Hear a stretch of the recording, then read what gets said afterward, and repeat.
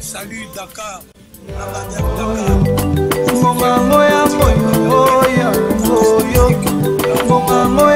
Défier le Mbala à Dakar pour l'anniversaire du King FM Radio 99.4. La radio King FM, première radio digitale et musicale du Sénégal, présente l'époustouflant Fally Ipupa en concert ce 31 mars à la place du souvenir pour ses 1 an, pour son anniversaire, pour ses fans, pour ses auditeurs, pour ses internautes. King FM déplace 10 Cap la merveille, Fally Ipupa au Sénégal pour un concert, un show exceptionnel et inédit à la place du souvenir ce 31 mars. 1 an, ça se fête. Fally Ipupa 10 Cap la merveille arrive, une grosse fête avec King FM Radio. On est ensemble, tenez-vous prêts. Ciao, Tokos. Invité spécial, Youssou N'Dour. Happy birthday King FM, Tokos.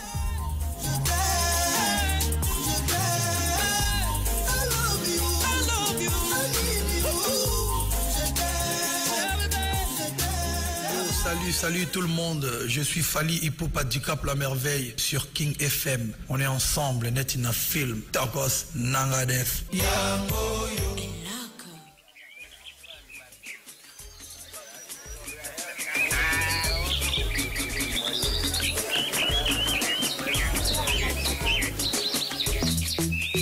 Tout le monde va passer de 6 minutes dans la deuxième partie de The Morning King. Alors j'espère que vous allez bien. Dibinjay, Asanda, Binet Goudiabi, Baambi et Balagay. J'espère que vous allez super bien. Ils sont super connectés. Partagez au maximum sur la page Facebook. Je vous rappelle que c'est possible de nous appeler au 88 628 99 90. Je vous offre des tickets gratuitement. Mais attendez, celui qui vous offre des tickets gratuitement, mais faites le 88 628 99 90. Je vous rappelle, les tickets sont disponibles à la RFM, à la TFM, King FM, Toussaint et dans toutes les brioches dorées. Et chez Bintou aussi, c'est possible d'avoir des tickets, bien sûr, chez Bintou, c'est possible. Alors, moi, chez Bintou 5 000, 10 000 et 20 000. Tu connais pas chez Bintou? Non. Derrière le rond-point Yoff là, il y a chez Bintou là-bas. Ouais, c'est brioche dorée. Voilà, brioche dorée là-bas. Et derrière brioche dorée, il y a chez Bintou. Ah, il y a chez Bintou. Oui, bonjour Bintou, comment tu vas? Waaw, maa lay nuyu bu baax a baax à 9h07 di nuyu képp koo xam ne nekk auditeur. Ah oui, war nga maa war a mën a freiner. Merci monsieur. Ou bien madame. Allô, bonjour. Allô 88 628 99 90. Allô, bonjour. Allô? La famille qui dame n'a des bêtises. Il y a côté vraiment. Je m'en excuse. Non, je t'excuse pas. Il y a côté 88 628 99 90. Aka waxal nga ne lan. Waaw, di nuyu képp koo xam ne nekk auditeur nga at internet di leen wax ne nekk vous êtes dans votre matinale The Morning King, Bintou Lover, Joyce et Angela. Comme tous les jours du lundi au vendredi de 8h jusqu'à 10h, j'ai là comme ni mu ko waxee rek concert Fally Ipupa. Ticket yi disponible la ci RFM ci TFM ci King FM wala ci Cosaan wala fépp foo xam ne que brioche dorée la boo demee ticket yu 5 000 yi 10 000 yi at 20 000 yi ñu ngi fa te inch'Allah ce sera benn spectacle boo xam ne que kenn dootu ko defati kenn dootu ko gisati. Parce que démb ci conférence de presse bi. J'ai entendu dire que Fally Ipupa allait venir avec 24 personnes, c'est-à-dire 24 danseurs. 24 danseurs. Quel spectacle. xam nga Fally bu ñëwee at 24 danseurs am xam nga Sidi Diop ñëw at ay fiema moom day fecc ay fecc katam di Viviane Ndour jóge Zénith ñëw salañ Philippe ay Montero. waaw Philippe vraiment kan wuy Philippe Montero moo nekk ci sama bopp sama wóor ñu baal fa dinañ fa zug dinañ fa rap dinañ fa mbalax dinañ fa kabo dinañ fa aloko yëpp dinañ ko ñambacha. Hier j'ai demandé à Coco Baba Mal en tant que Baba Mal j'ai dit mais Coco faut nous amener les Américains dans le concert. Il me dit non, c'est pas grave, ce sera trop. On va prendre cet auditeur. Allô, bonjour. Allô? Est-ce que sa portable sa téléphone bi am problème? Sama portable bi amul benn problème bàyyi ni ngay wax. Voilà. Téléphone bi am problème. Amul benn problème. Am naa tonalité, am naa lépp. Téléphone baa ngi nii, ça marche très bien. D'accord. Alors le 88 628 99 90 pour gagner des tickets, bien sûr. Des tickets pour notre cher anniversaire. Vraiment. Bintou? Wow. Aujourd'hui, tu nous as ramené toujours... damay bàyyi de. non bul bàyyi dis bonjour dis bonjour. non jëlal allo. Allô, bonjour. Ah, bonjour. Allô, bonjour. Bonjour. Ouais, Zéla, comment tu vas? C'est Bintou. Bintou, comment tu vas? Ça va bien, merci. C'est Bahamdi. C'est Bahamdi. Bahamdi, comment tu vas? Ça va et toi? Ça va bien, merci. J'espère que ça passe très bien. Oui, ça se passe bien, bien, bien, bien. Je voudrais D'accord, je te laisse avec Gela pour que mu may la benn ticket Fally Ipupa. non yow bi nga ne allo nga am ticket. waaw. Ba Amdi bi nga ne allo nga am ticket léegi dañ may wax Ba Amdi numéro bi nga may woowee mooy sa numéro de téléphone. Non. Est-ce que je peux avoir ton numéro de téléphone? Je peux le donner en direct. En direct, oui, il n'y a pas de souci. T'inquiète, les femmes ne vont pas te fatiguer. 77. Oui, 77. 908. Combien? 908. 61. 56. Bah, Amdi, vous habitez où? Votre adresse? Actuellement, je suis à Ouakam. 56 ou le 51? 61, 56. C'est 61, 56. Il faut nettoyer tes oreilles, toi. Ouais. Alors, tu habites à Ouakam? Oui, je suis à Ouakam. D'accord. Ba Amdi may naa la benn ticket dinaa la woo téléphone wax la nga ñëw jël si sa ticket xanaa kontaan nga. waaw très même ëpp na sax li ma kontaan. dëggantaan nee na ëpp na dégg lii mais ani waa Ouakam ñu ngi si jàmm j'espère. waaw ñu ngi si jàmm. bu baax a baax. ah ñu ngi kontaan ci yow bu baax ñun tamit. waaw di leen souhaiter joyeux anniversaire. merci beaucoup. di wax liggéey bi rafet na trop. merci. di ñaan yàlla gën a teg loxo. amiin Ba Amdi amiin. Allez, je vous souhaite une très bonne journée. merci beaucoup Ba Amdi yow ko baax nga ñu ngi lay ñaanal yow tamit ah li nga bëgg sa xol yàlla na la ko yàlla may. merci beaucoup Ba Amdi, allez passe une très bonne journée. Il est parti, il s'appelle Ba Amdi et il habite à Ouakam. Mention très spéciale et dédicace à toi. Alors pour le numéro du serveur à l'international, parce que gars internet ñu ngi koy réclamer, c'est le 33 841 22 90. C'est ça, je me suis pas trompée. Plus 221 au début. Voilà, au début plus 221, le 33 841 22 90. C'est le numéro qu'il faut appeler depuis l'extérieur pour nous joindre sur King FM en direct. Bien ça. Alors, on disait. Wow. yaa ngi woon ci Philippe en tant que Baba Maal. Coco Jean. Voilà, le concert sera riche parce qu'il y aura une diversité musicale. Exactement. C'est pas un concert. Allô, bonjour. Allô. Non, Bintou, man léegi damay bàyyi di wax allo. waxal allo. Baby bu di jaawale. Du bari yere moy sañse. Effectivement, du bari yere moy sañse. Voilà, billahi. Alors dis-moi toi, on disait cette diversité dans le concert de Fally. Exactement. Wow, diversité bi moy wane nek Fally Ipupa c'est un Africain. Dip c'est un Africain. Je te dis. Viviane c'est un Africain. Philippe Montero c'est un Africain. Philippe Montero. Allô? Mokhtar Senghor, comment tu vas? Ça va, je vais bien.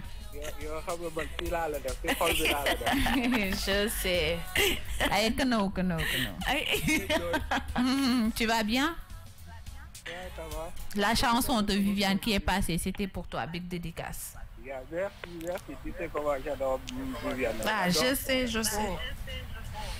Mais moi, c'est seulement qui m'amène au concert. D'accord, Inch'Allah.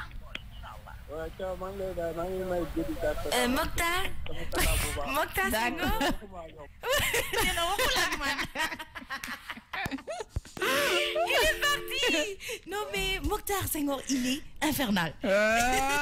Moom nee na Bintu moo ma intéressé, le reste je m'en fous. Dégg nga dugg na xam na ne Bintu booy wax ak moom laajtewu ma nuyu ma mais man maa ngi lay nuyu. Pourtant maa teg Viviane la mën a faale de. Vraiment maa teg Viviane bi de. J'ai la moo la tegal Viviane bi Mokhtar Senghor. Pourtant Mokhtar man dama respecté Bintu de man yebuma ko comme Joyce. Ah franchement. Mën nga ma di nuyu aussi hein. Mais je te salue de toute façon. Il y a pas de souci. On parlait de la diversité pour ce concert. Exactement. concert bi dafa am diversité musicale. Déjà que ñëpp ay africains lañ mais diversité musicale bi. mooy spécificité bi quoi. loolu moo tax mu spécial loolu tax mu nar a grave. Fally jóge fële. Philippe jóge fële.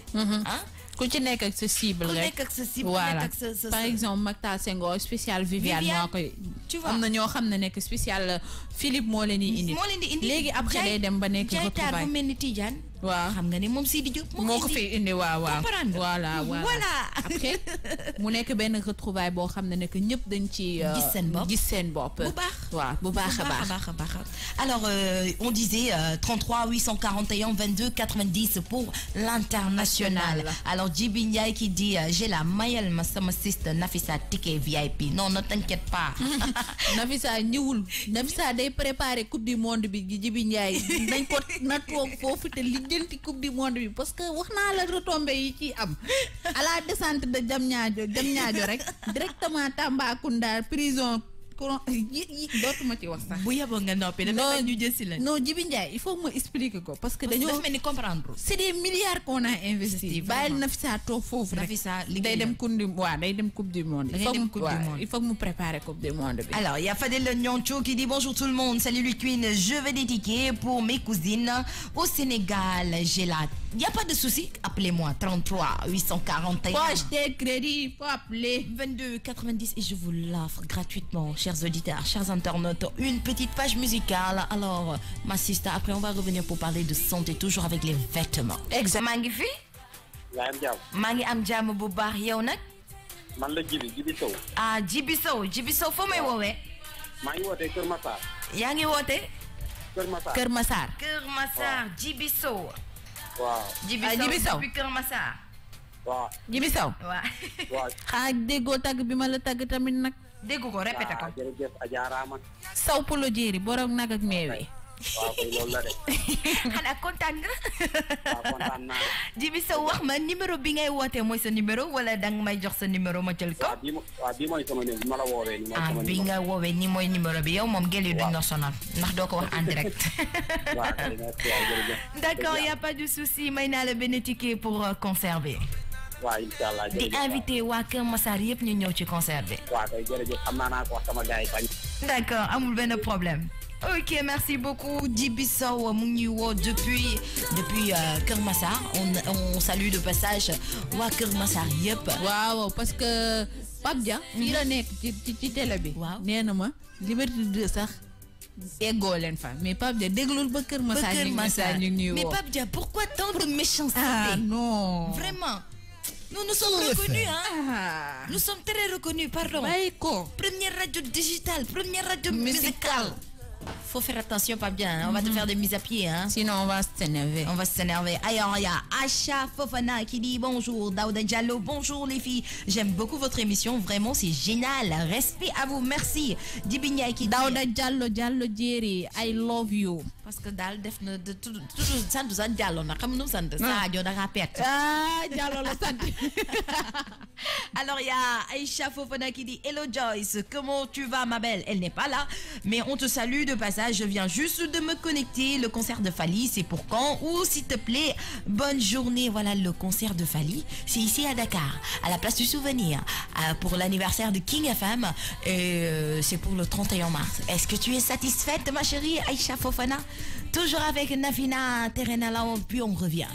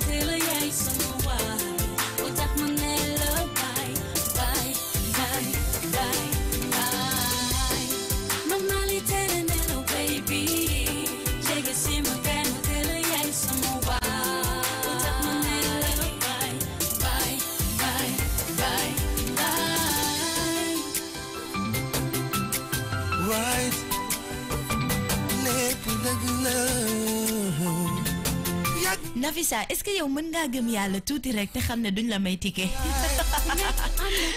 Ya Nafisa Sall qui dit mais j'ai la international bi maa ngi essayé mais jàllul ubbi leen serveur bi je lui fais mais j'ai ouvert.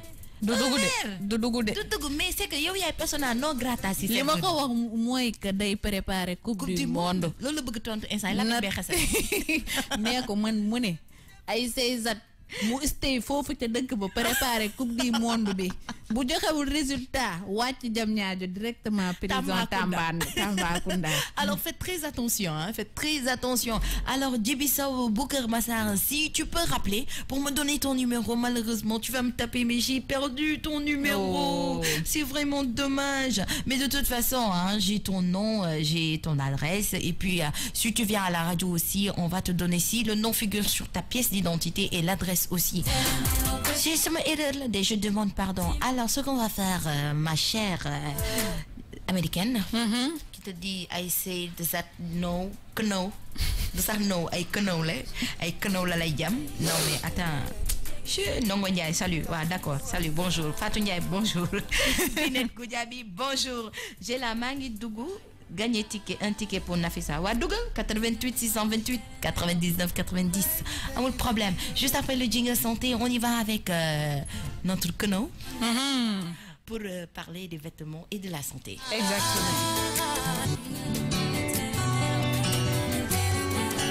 Les petites minutes santé. À 9h21 minutes ñu ngi ci deuxième partie wu The Morning King Bintou Lover Angela Joyce di leen wax ne que toujours ñu ngi ci vêtements et santé semaine bi loolu la ñuy waxtaanee avant-hier dégg ngeen li ñu wax si yenn yëre yi nga xam ne que day joxe maladie ci yaram, à savoir pyjama bu tilim wala leggings yi wala combinaison wala yenn bàyyi.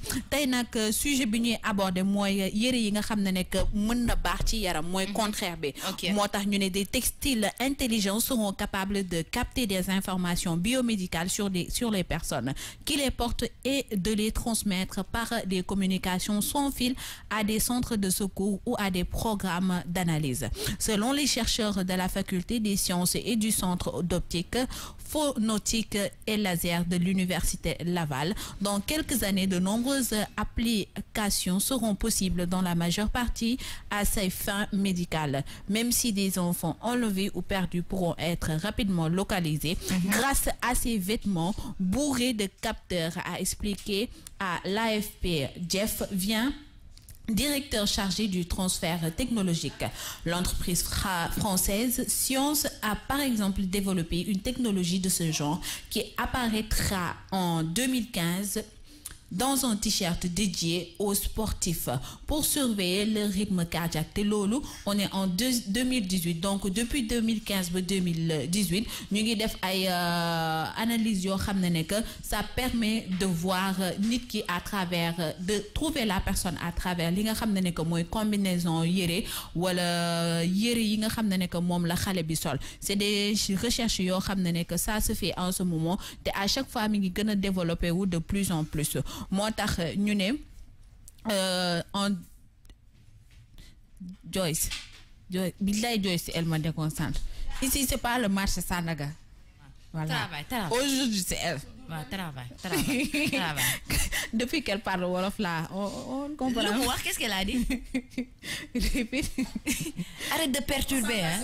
Ah, d'accord. Je vais finir. Ces textiles ont plusieurs fonctionnalités et en passant les informations par l'intermédiaire d'Internet, les vêtements vont devenir une plateforme de communication et un relais d'information. Une application possible sera le relais d'un trouble du rythme cardiaque permettant d'alerter les secours quand une personne en plein sommeil souffre. Il faut faire une petite pause. Wow. Oui, parce que dañu am ben invité spécial. Ben invité spécial. Écoute là. Bonjour, allô. Allô? Allô? Oui. Bonjour. Maaleykum salaam. Billahi maa ngi génn plateau. Nee na salaamaaleykum. Maaleykum salaam. Nafisa, non yow doo nit. Ah?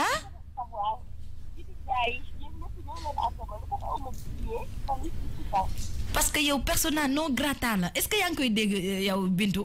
Tuuti rek. non mënoo am ticket non jaayuñu ko dañ koy maye Nafisa dañuy maye ticket te yow mayuñu la auditeurs yi waaw dinañ may auditeurs yi mais yow mayuñu la yow ci sa bopp mayuñu la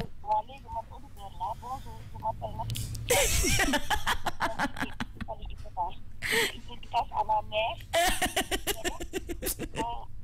mon amoureux qui s'appelle Daouda. À ton amoureux, ok.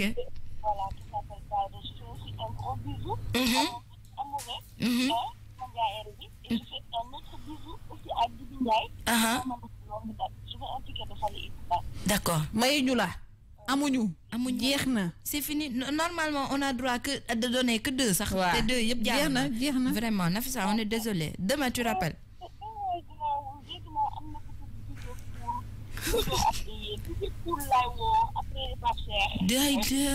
Yow foo xam ne DJ Cool. Non mais Nafisa topp nga ñu bañu sax. Wàccal xanaa demoo entraînement ji.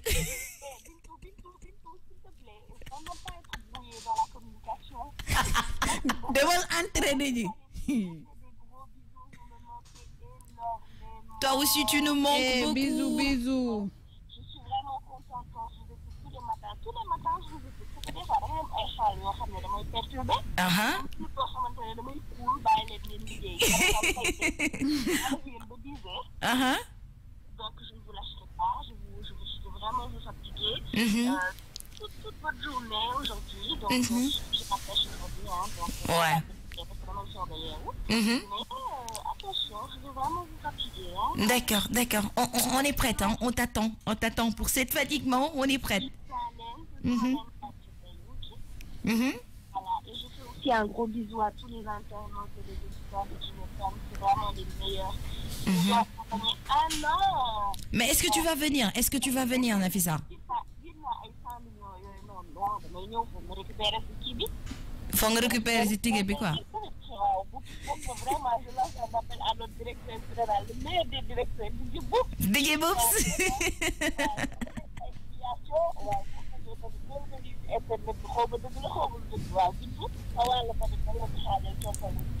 Amul problème. Ñëwal rek. Ciao. Merci, bisous. On te fait plein de bisous. Merci beaucoup. Elle s'appelle Nafisa. Bien, on la connaît, hein. On va pas la présenter. Elle était là dans les matinales avec Joyce, avec Bintou et Fatim. Oh, elle est tout simplement magnifique. Elle est gentille tout le temps. Il est là, bien sûr. Mention très spéciale à toi et tous les tickets du monde. Beaucoup parce qu'il y a aussi ce cœur là. Ici, c'est ta maison.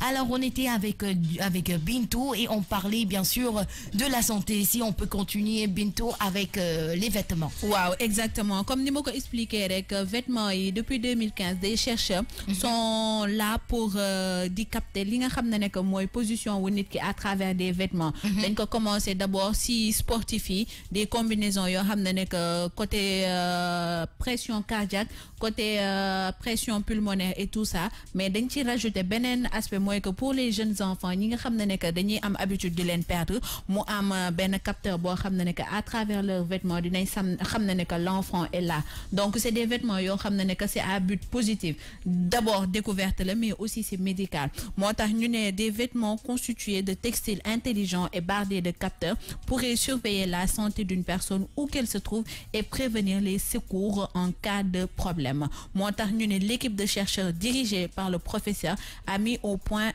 une telle fibre textile décrite dans un article ou journal s'en sort en superposant plusieurs couches de cuivre, de polymère, de verre et d'argent. La fibre avec un rôle à la fois de capteur et d'entête est résistante et malléable et peut être tissée avec de la laine ou du coton, a indiqué l'université Laval. En notant que les vêtements pourraient capter différents types d'informations comme le taux de glucose, l'activité cérébrale ou analyser les mouvements et les coordonnées spatiales comme l'illustre le schéma bi nga xam ne que dinañ ko dugal après si digital bi. Il reste encore quelques détails à régler avant de voir ces vêtements intelligents dans le commerce, comme la connexion du textile à un réseau sans fil ou régler la question de l'alimentation électrique, a indiqué le professeur. Mais les derniers détails, Inch'Allah, ça va être résolu dans le moindre détail. Il faudra s'assurer que le textile est valable et qu'il résiste aux produits contenus dans les détergents. Loolu yëpp mu nekk ay pas problème mais ay détails yoo xam ne que wax nañ ko régler mais ñu ngi ci avancer nank c'est des produits yoo xam ne que boo ko combiné at matière yi ma wax nii ça permettra de retrouver certaines personnes mais il faudrait que nag nga am internet il faut nga am internet. Ok, Bintou, tu peux dire à celle qui vient d'arriver là, elle n'a pas droit au micro. Elle dort. Elle va dormir. Je vais pas ouvrir le micro, tu vas parler fort pour que les gens... dama koy laaj. laaj ko. Joyce. Non, internet yi maa ngi leen di wax Joyce démb ci conférence de presse bi. Waaw. tot. toj na fa. Grand frère. Son grand frère. Je le salue de part. xale bi ñoolee na nu ne. mi ñoowee na nu ne. ay sécurité pour son non, frère. on n'a pas fait de conférence de presse, on était devant le gars. xoolal di contempler. Conférence de mec. Rahma ne ma mais Bintou bouge-toi un peu, tu es mariée ma ne ko quand c'est beauté là foo On calcule plus le mariage. Allah sculpté. Non mais attends. mais tête mooy yi xale non internet yi ñoom bi net gu jaabe billahi je vous dis le gars là mooy yi ngay tëdd di guddi quand vous rêvez vous voyez l'homme parfait. C'est ça quoi. L'homme parfait que j'avais amené là. Je gomme. J'ai vu hier. Pas normal. Tu as vu à l'œil nu. J'ai dit Joyce, pourquoi toi avoir genre de fréquentation comme ça tu nous présentes pas et tu ne mets pas en rapport. Vraiment. Parce que être avec ces gens rek. J'ai là encore, oui, mais toi. Et avant j'avais dit si avant tu m'avais placé. Ah, ok. Et d'accord. j'ai là est une sœur, hein, pardon. Voilà, non, mais fréquentation, toi, au moins, il n'y a personne qui va te tolo. Mais moi sœur, Ouais. tu connais sœur. Même s'il n'y a rien du tout, accompagné de ce gars-là, ça va. Moi sœur, je connais pas mec, hein. Pardon. Alors il y a Nafisa qui dit Djiby Ndiaye bàyyi mag ñii rek dafay defante man Nafisa hein. ku ko am comme wujju massa. Je te plains. Parce que dafa bëgg defante. Xale bi mën a defante. Imaginez ñun bañ doon ànd di dem si reportage et tout. Bintu toogal rek. C'est elle qui gère tout. Je te dis. Voilà. Da ngay naan piip mu dóor la ba rey la ba. Alors encore mention très spéciale à toi Binet Goudiaby Nena Billahi Jela la Nafisa à tout le monde, je l'adore avec son sens d'humeur. Voilà, exceptionnel. Il y a Djiby Ndiaye qui dit Yaw Nafisa so amul ticket rek on annule le concert. Et oui, so amul ticket dañuy annuler concert bi. Ongla Anna dafa seytaane. Parce que Ongla Anna bu fi Joyce nekkul doo ko seen ci biir. Elle vient pas. Quand Joyce est là rek Joyce dafa extra rek nga gis ko mu dugg mu commencé il faut laisser. Ne la fallait pas. Aujourd'hui là on est sur Joyce. Bien sûr. Ouais, Joyce elle est venue très en retard. Mokhtar Senghor tey moom Joyce moo aye. Mokhtar Senghor Joyce elle est là. Duñ ko may dara. Je vais la tolo, je vais faire d'elle ce que je veux parce que t'es pas il a appelé, il a parlé avec moi. Après j'ai là dit bonjour mon que je n'ai pas besoin de parler avec toi. Carrec le téléphone. Pourquoi ça? Non. Je te dis. Faut parler avec lui. Franchement. Il m'a raccroché à la bouche même. Parce que c'est quand j'ai dit bonjour, il m'a raccroché à la bouche. Pas au nez, mais à la bouche. Carrec, comme ça. Non, mais c'est pas grave, je pardonne. Nous, on l'adore. Nous, on l'adore. Mais il faut demander à Joyce par rapport à la conférence de presse hier, tout ça là. Conférence de presse. Les musiciens, on parlait de panafricanisme par rapport aux panoplies de musiciens qu'on allait recevoir et tout ça. Yeah. Ah, mais c'est l'Afrique. C'est l'Afrique. Qu'est-ce que vous dites? C'est l'Afrique. Donc, tu es sûr que mon... Ça va très bien. Je te capte 5 sur 5. Ok, ça marche. Parce que j'ai pas l'habitude. Non, c'est que tu es mal réveillé aujourd'hui, on a compris. Non, c'est pas ça. C'est que j'ai mal dormi. C'est normal. J'ai compris. Bien réveillé, mais mal dormi. Mais anyway, les auditeurs et les internautes, on les adore quand même. Dormi ou pas dormi? On est là. Il faut être au rendez-vous. Voilà. Donc, c'est une bonne chose, c'est une très bonne chose. C'est vrai qu'à côté, il y en a qui ont demandé oui, mais... Il est Mokhtar Senghor là. Allô, bonjour. Djiby Ndiaye. Cette fois-ci, Djibi Ndiaye. Parce que attends, Djibi Ndiaye Messi ou Djibi Ndiaye non Djibi Ndiaye xaritu Nafisa. ah nee na xaritu Nafisa kon tay daal ay affaire de ségrégation ñoo fi am ay xarit personnalisé. non. D'accord. Pourtant mën ngeen bañ a doxalee noonu de. non du question personnel xam nga Jalla. ah. Nafisa bu wootee. dafa woote comme auditrice. waaw. léegi booy may ticket. boo wootee da nga koy may ticket. non c'est que Nafisa xam nga moom bokkul ak auditeurs yi bokkul ak internautes yi. waaw loolu tax kaam nga def spécial mu war a am ticket VIP. waaw d'accord moom de toute façon gis nga nu mu def dafa essayé woote ba sonn dafa jaar ci directeur bi la jaar ñëw dugg ci biir rajo bi déggoo ma de ci téléphone directeur bi la woote pour mën ñoo jot en direct. non loolu la wax dëgg. kon nga xam ne que kii la quoi. janax day bëri ay kaam. waaw nee na janax day bëri ay kaam. Bintu. dama doon xaar ma woo leen rek. waaw d'accord léegi dama lay may ticket yow it. waaw man moom sama numéro laa lay woowee. waaw sa numéro nga may woo yow Djibi Ndiaye yow moom ñoo far yow moom sa numéro moom am nañ ko moom. vraiment comme Binet Goudia bi rek day woote ne ticket. waaw maa lay fay bu baax a baax. Ndiaye Jaata Ndiaye. waaw gis nga. am na benn woy bu ñu leen di woy xam nga woy boobu. ban woy. Ndiaye Jaata Ndiaye. xam nga boobu. yow moom Sénégal ñun li ñuy defar rek neex na. da ngeen wax Joyce muy teel. Joyce. Djibi Ndiaye il a dit il faut que tu te couches tôt pour te réveiller tôt. Mais là je me suis couché tôt.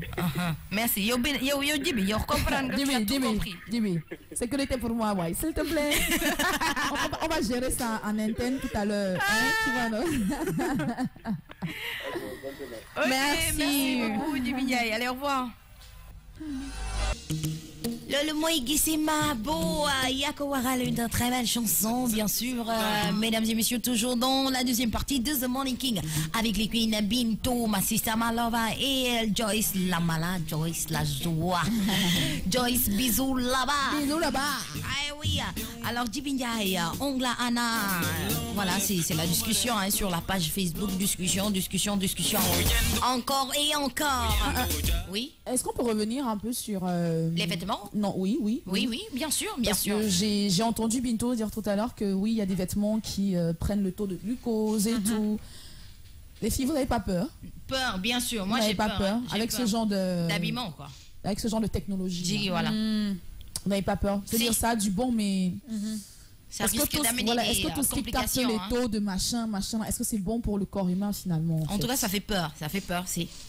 Moi, j'ai peur en fait. À cette allure, oui, un habit, tu le portes. Oui, un habit, tu le portes. Mais quand on habille jusqu'à te donner ça fait peur. Le taux de glucose que tu as dans le sang. Oui. Mais c'est comme avec les téléphones, les téléphones en genre de montre que tu portes. Ah, d'accord. Qui te prend ton rythme cardiaque, tes taux de glucose, nanana. C'est l'équivalent de l'habit en fait. Où va ce monde? Ouais, tu sais, où va le monde? Parce que moi, j'ai vu un truc sur Facebook.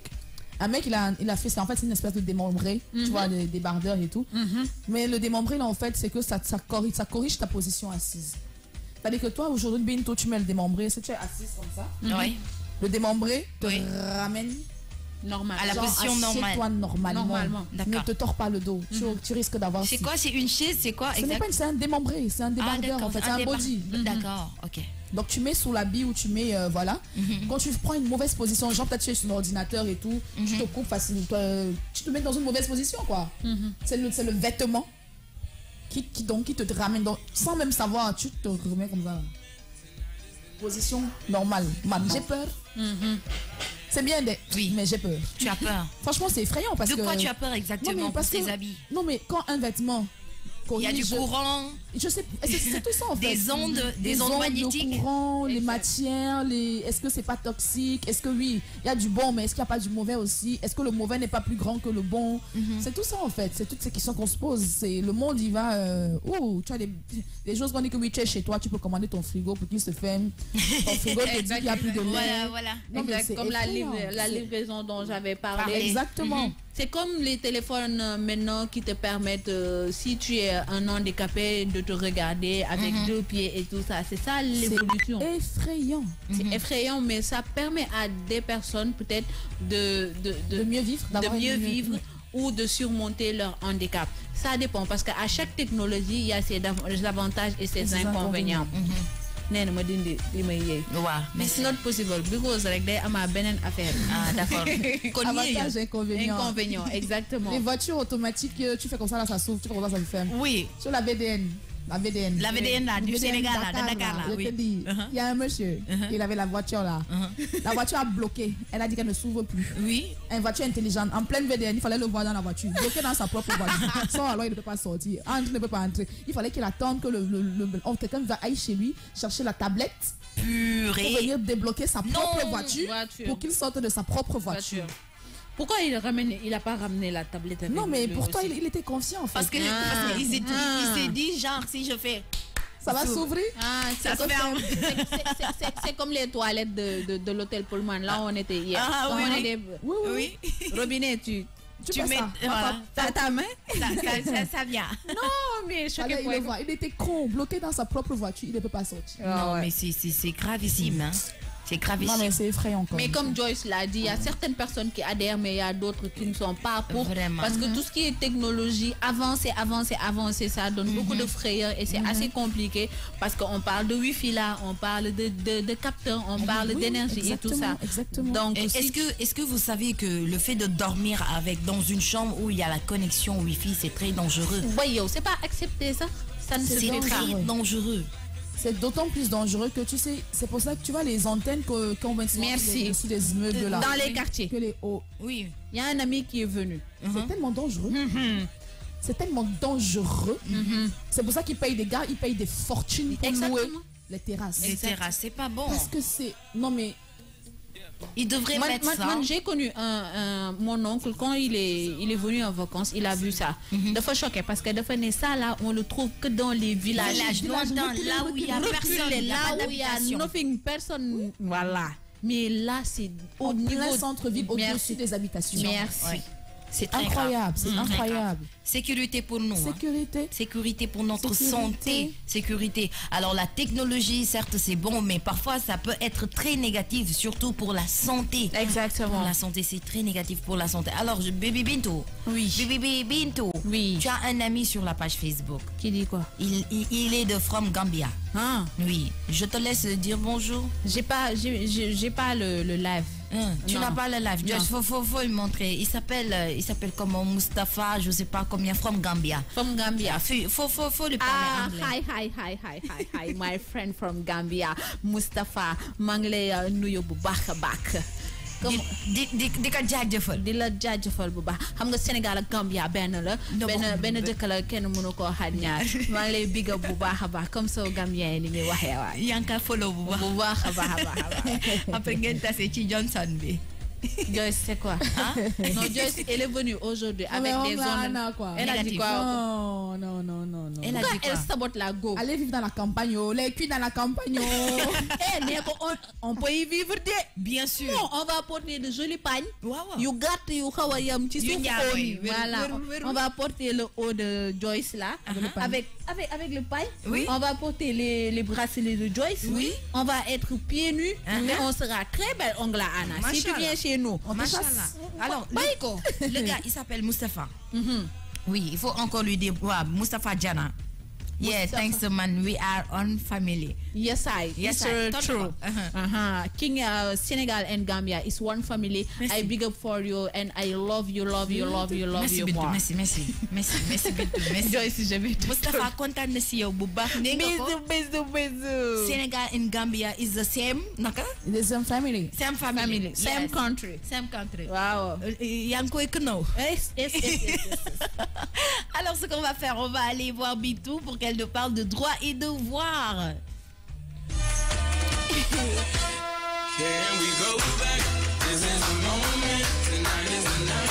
We'll fight till it's over. So we put our hands up. Like the feeling, like the hold up. Like the feeling, like the hold up.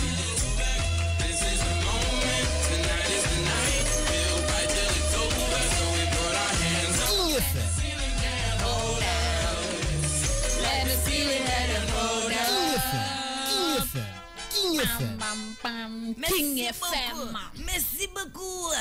King FM fort en musique et en digital. La minute Toro. Ok, merci. King FM.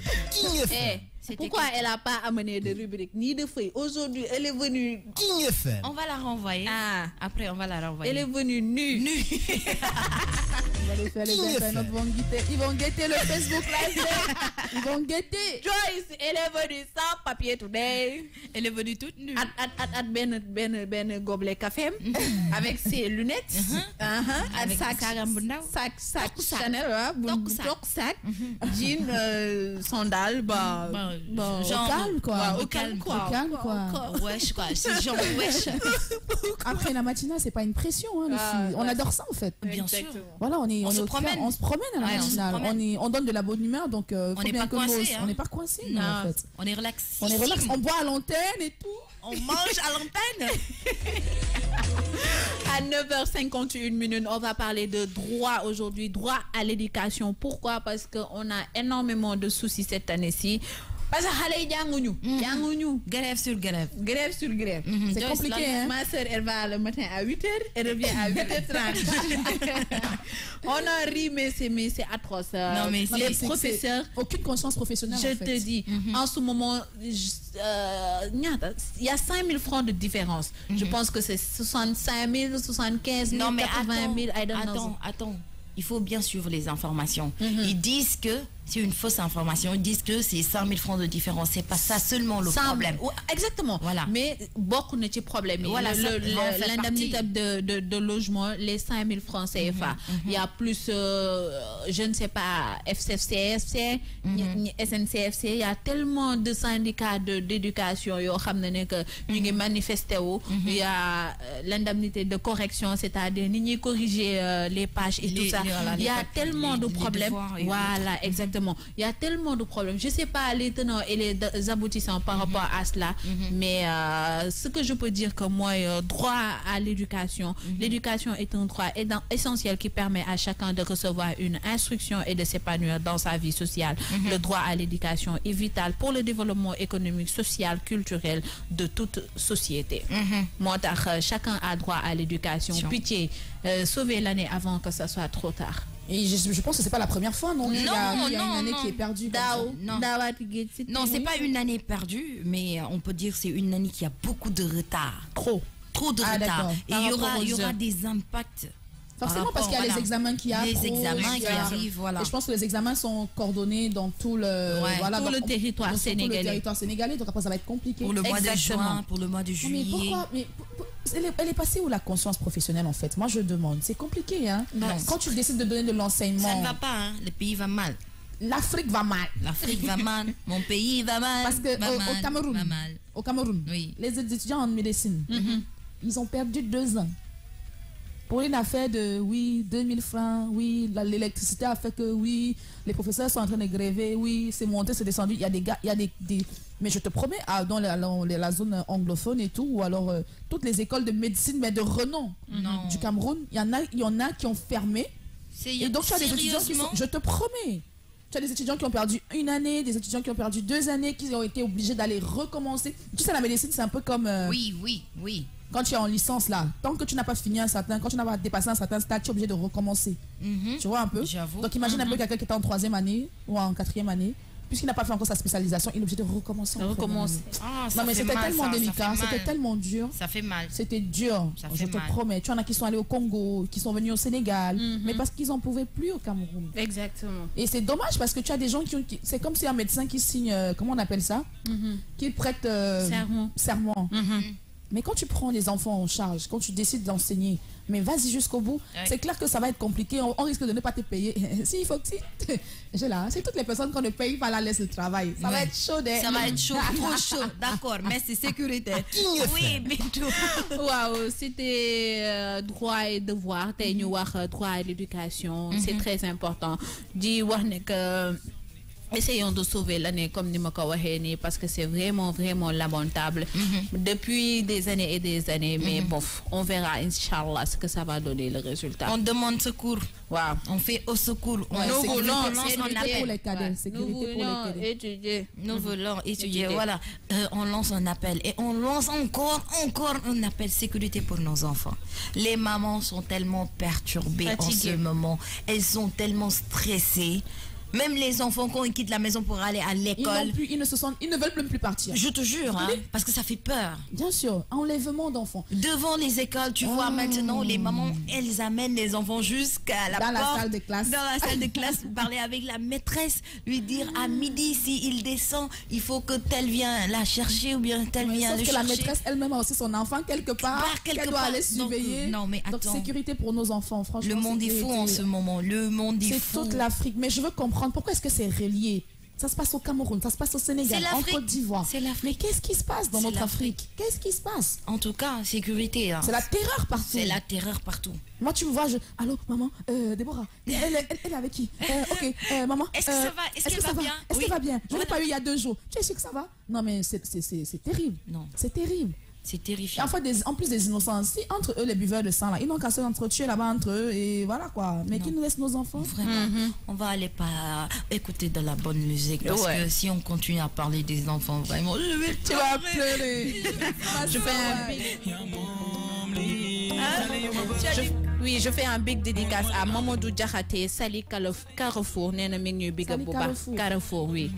Ah, c'est ta zone, on a compris. Ok, Joyce, on écoute Homme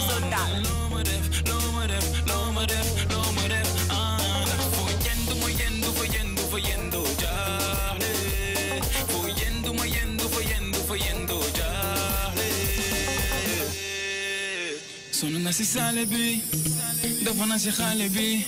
Waxna ko mu ñew, wante duma faleti. Def na li ma man, wante jobi nena duma gam. Bay ma bay ko mu dem, ma am sama jama ji. Oh, xale yu ma bëgg, oh yeah, mënu ma leen am, oh yeah. Xale yu ma am nak, oh no, mënu ma leen bëgg, oh no. Wante yow moom, I'm the Lord.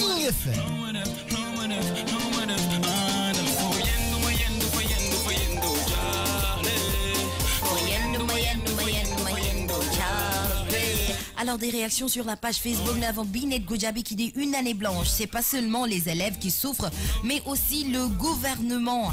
Alors Djibingay, la situation éducative est lamentable et chaque partie, l'État, les enseignants et même les parents doivent prendre ses responsabilités. Sauvons l'éducation car il est la base de l'émergence d'un pays. Maître le juriste. Oh, on parle de moi, non, on parle pas de toi. Mention très spéciale à toi, Maître le juriste Angla Anna. Mention très spéciale à tous ceux qui sont connectés sur la page Facebook. Alors il est exactement 9h passé de 58 minutes vers la fin de cette émission. Plus que quelques minutes à passer ensemble. Ce qu'on va faire, c'est qu'on va préparer Binto, ou bien on laisse les internautes nous voir. Dites-nous ce que vous voulez qu'on mange. Aujourd'hui on va préparer Djibinjay et qui d'autre? Venez, dites-nous. Oui, Joyce. Dis-moi, on a mangé quoi hier? Tu te rappelles du nom? Oui, le nyema. Non. C'est pas nyema. Non. C'était le plat gabonais. Nyambou, je sais pas. C'était le nyema. Nyamoué. Voilà. Voilà, c'est le gnon. J'ai trouvé le gnon. Il restait que le moi. Alors, qu'est-ce qu'on prépare? Dites-nous, qu'est-ce qu'on va préparer? On prépare le coq. On a le coq. C'est quoi? C'est un plat camerounais. Le coq. La nourriture des bassards. Non, toi déjà, tu nous as tués avec tes nourritures. Parce qu'elle nous a sorti militaire ici. Voilà, c'est militaire. Aujourd'hui, c'est le coq. Le coq. Oh, le goût de ça. Cocorico. Cherche le coq. Pardon. Cherche le coq. Digital, cherche-moi le coq là-bas. Tidane. On va préparer le coq. Plat camerounais. Ça, c'est le plat de Ongla. Ongla, le coq. C'est les bassards. C'est les bassards. Ongla, le coq. Et chercher le problème. Et la poule. Djibinjay wax nga ma li ma bëgg Djibinjay ma fait je veux pouit pat ak a neex pouit pat avec c'est formidable. Mettre les juristes qui me fait Joyce mu togg le coq. Après dañuy dem. Au coq. Dédé Binet Goudiaby nee na ma crevette à la sauce thaïlandaise. Alors le temps qu'on trouve le coq, on va écouter Doub Dindgui sa ennemi Dounal. Mamadou neena Mamadou Diakhaté neena mbaxalu Saloum. Yegu fi ne tok nañ fi mbaxalu Saloum bo xamne ne que amé nañ ñu 2 semaines. Ne ko menu bi yépp ko menu yépp jéxal nañ ko.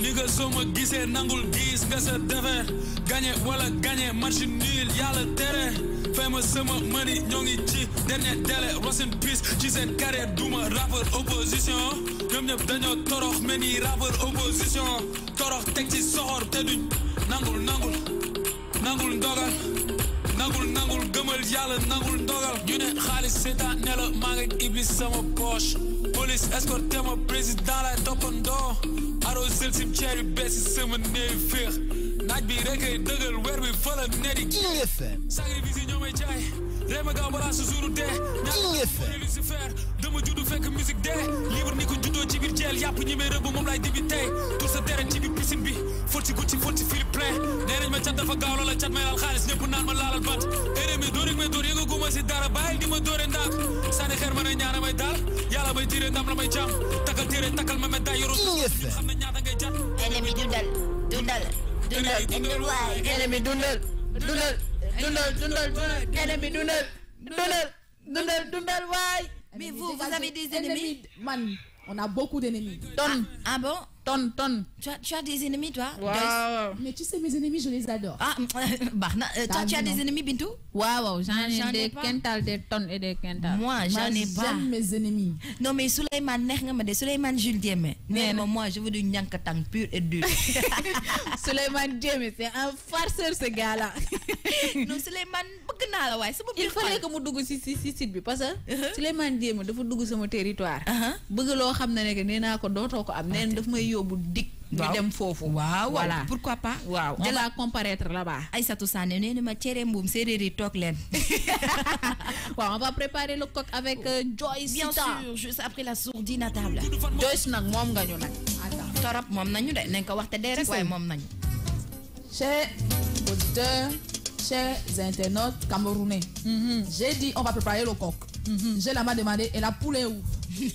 Donc, à la sortie de la radio, cherchez-la, s'il vous plaît. Mais attends, si le coq est là, on va chercher la poule. Ce n'est pas le coq, c'est au cul. C'est au coq. Au coq. Allez, dis avec le ton. Au coq. Au coq. Au coq. Merci là-bas. Oumar si bay di ñëw fin temps. Oumar si bëgg nga fin temps. Yow daal yow fin temps rek. Préparons le coq. Préparons le coq. Au coq. Le coq. Au coq. Alors. Et le au poule. Je vais te tolo. Ok. On y va. Alors, au coq. Au coq. Tu fais la traduction. No problem. D'accord. Alors, la préparation, c'est 15 minutes. Ils sont 20 minutes. C'est simple. Hein. Exactement. C'est rapide. C'est rapide. Voilà, c'est rapide. Alors, il nous faut des feuilles de coq découpées finement. Pour togg au coq, il faut nga soxla ay feuilles au coq.